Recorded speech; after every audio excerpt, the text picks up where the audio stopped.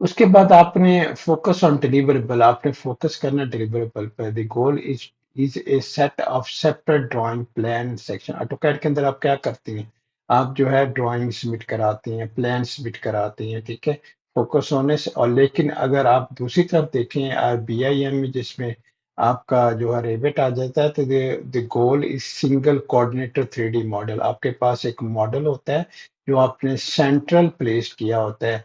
Central का मतलब होता है आपके सर्वर के ऊपर प्लेस आपने किया होता है, ठीक है, और वो हर बंदा उसके साथ कोऑर्डिनेट कर रहा होता है, ठीक है, और हर बंदा अपने अपने हिस्से का काम एट द सेम टाइम कर रहा होता है। Coordinate 3D model from which all drawing are extracted, ठीक है, और उसकी उसी मॉडल के ऊपर जो तमाम किस्म की चीजें आप एक्सट्रैक्ट कर रहे होते हैं, मैनुअल कोऑर्डिनेशन, ठीक है।